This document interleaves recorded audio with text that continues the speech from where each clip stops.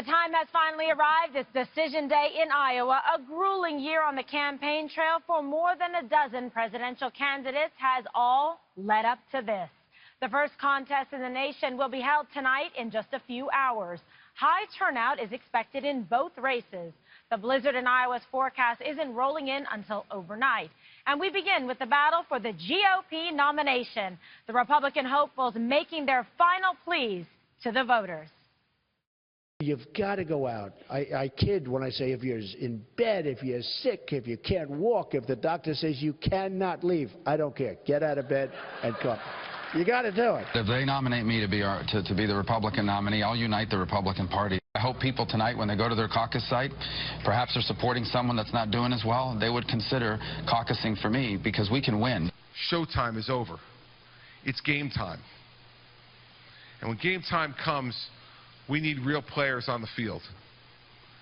Folks who really can do the job. I think people are actually, when it comes down to the actual vote, will be looking to listen to their heart.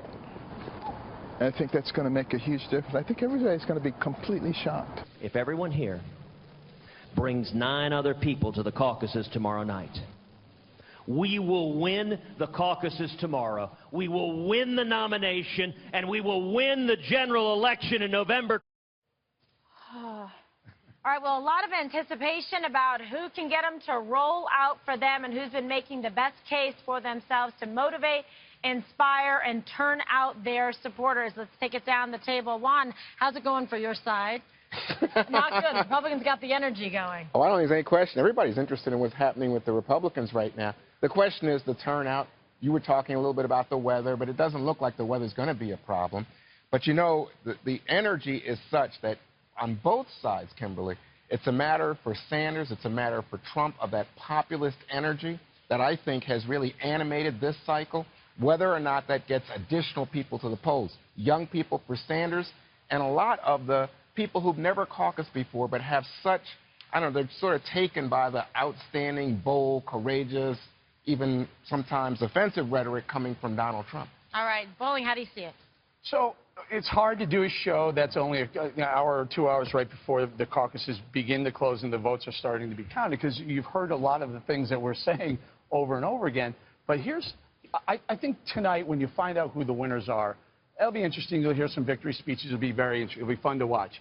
But watch the ones who didn't win, or the ones who didn't perform to the level that everyone thought they were going to do. So a lot of people are saying Trump, Cruz, and Rubio are the top 3 on the GOP side. Hillary and Bernie are close. But look at how they, if it's not Donald Trump that won, or if it's not Ted Cruz that's in second place, how does he handle that? Does he handle it with professionalism, you know, we got New Hampshire coming up next, and we're going to go fight? Or do they kind of have the bitter feeling like I should have won, or I'm mad about it?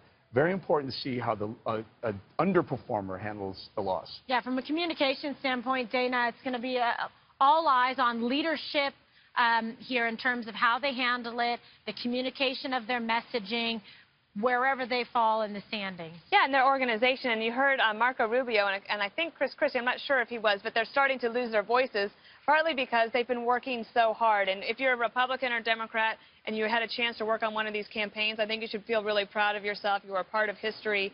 It's grueling, it's exhausting, but just try to soak up the moment because you've worked really hard up to now.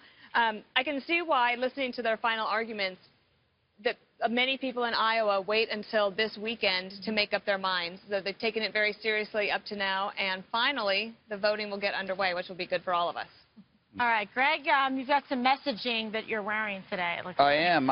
If you get a good shot of this, my ensemble today, it's Bernie. You see Bernie Sanders creeping up my chest. It's kind of a metaphor of how he's creeping up on Hillary. He looks like that elderly neighbor that peeks over your fence watching you sunbathe. Eric has had that problem many times. But you know what's interesting, too? This is a work day. So the crowds will be smaller for Republicans, but not for the Democrats, because they don't work, do they? There'll be tons of people for Bernie and Hillary, because that's all they got going in their lives. Anyway, interesting. Last point, it's interesting how much weighs on so little. It's basically 15% of the population of Iowa. That's 300 people. I did the math. It's like we're the most powerful nation in the world, and we're depending on an audience smaller than the people who watch Morning Joe. But if somebody has to go first in a small state like Iowa, I love Iowa. And I was lying. It's not really 300 people. Okay. No. Oh my God. But it's only like 200,000. I know, but that's still a lot of people. I can't fit that in my apartment. I've tried. Can I throw a little anecdotal in here? Yes. So we've been spending a lot of time here. We had yesterday off. You talk to a lot of people. You go out to bars, the restaurants, the lobby. It's very busy. And I know it's one location or one city, Des Moines. We didn't get too far outside of Des Moines. But I will tell you, there is a strong Rubio presence. It feels like, you know, if you do trend lines, Rubio's trend line seems to be going up. I don't know that there's any variation on where Donald Trump is, because he's been the front runner. Seems like, in fact, there's a Des Moines Register poll that had him. 71% of the people who thought they were going to vote for Trump are very sure they're going to vote for Trump. So that doesn't vary very much. But the Cruz supporters, and they're very vocal, but it feels like there's a bit of steam coming out of the Cruz. How about era, the Cruz bus wheels, and Rubio seems to be picking it up. Do you get the sense? Yeah, you do get that sense, and at least that's a lot of where the rhetoric and some of the momentum is going in that direction. But what we're seeing perhaps is perhaps those three kind of, you know, bunched up a bit. But that's why it makes for the most exciting day. And let's talk about a little bit of some of the candidates and vying for the attention. Donald Trump is indeed the front runner in this race, but even he's a little nervous about the vote tonight, showing some uncertainty this morning about how it's all going to go down. Are you predicting a win tonight? No, I can't do that. I mean, we've had the biggest crowds, bigger than anybody, bigger than Bernie. Bernie is second, I will say that. But the crowds have been incredible. I just don't know. I can't tell you that. I think so.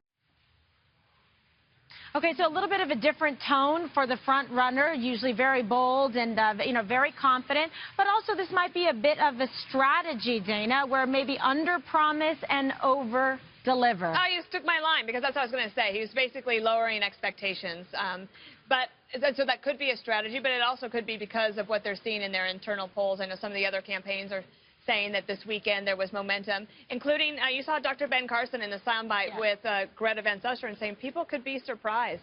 And he's right. I mean, there was a big surprise 4 years ago.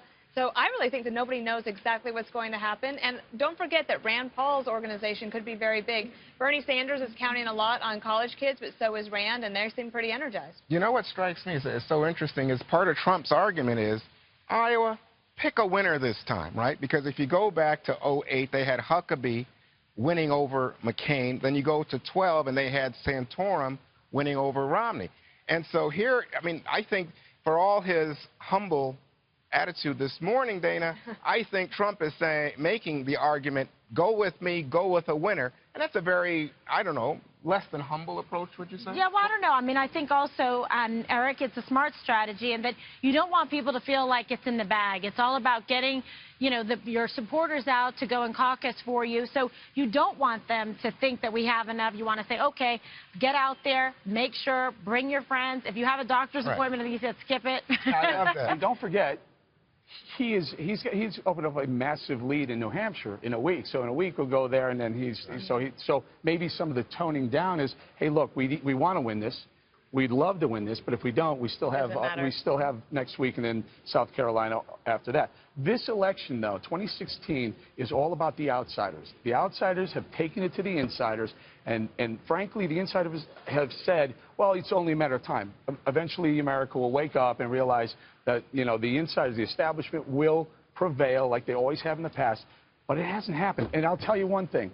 If it doesn't happen this way, these polls have showed basically the same thing from start to here we are at the beginning of the election process, the actual votes. If it doesn't turn out that way, then next time around, I'm not even talking about a poll. All right. Can I hold you to that? Yeah. No, yes, exactly. Somebody get that on tape. All right, Greg, I know you're starting actually to resemble Bernie with the smile. It's frightening. I say keep an eye open for Ben Carson, because his eyes will be closed. I think he is literally a sleeper, and you will see him rise.